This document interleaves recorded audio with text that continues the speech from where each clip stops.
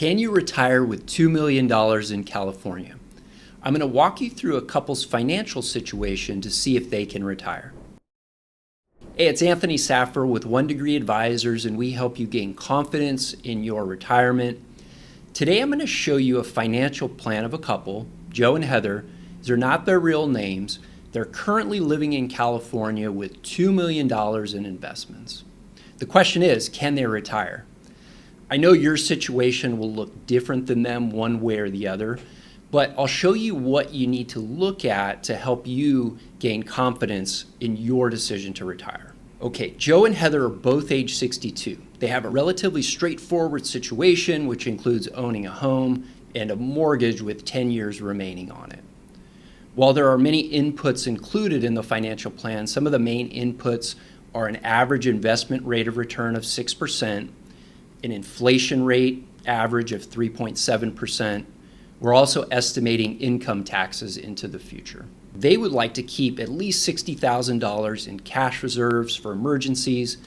They hope to do a bathroom remodel next year, and they would like to separately budget $10,000 travel for the next 15 years. In addition to those expenses and other income taxes, they would also like $10,000 per month for normal living expenses. Now, this living expense figure is perhaps the most important number in the financial plan.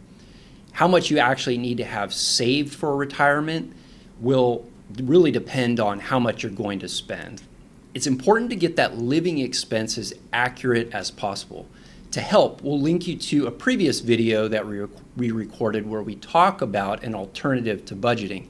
This is actually an easier and more accurate way to get that living expense targeted as you prepare for retirement. And if you're not subscribed to our channel, we really hope you will so you can continue to gain confidence in your retirement. In addition to their investments, Joe and Heather will each have Social Security income.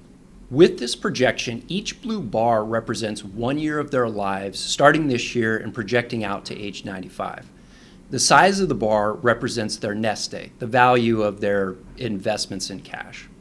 This nest egg projects many years into the future, but begins to run out around age 92.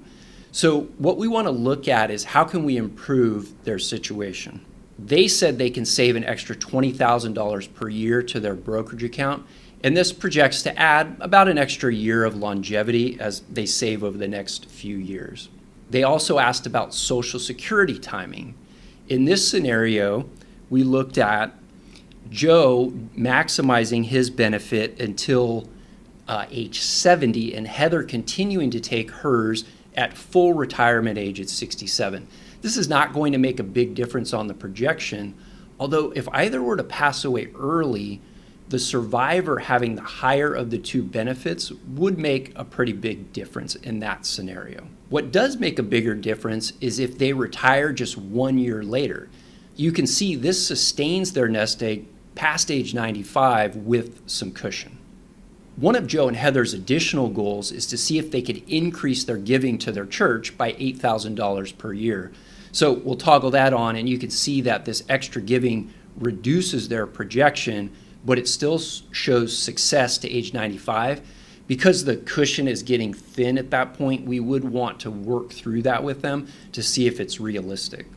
Your situation will undoubtedly differ from Joe and Heather. A few of the things that you would want to look at are your current ages, your target retirement ages, your living expenses, and like I said, really trying to be realistic about what you need, the composition of your accounts.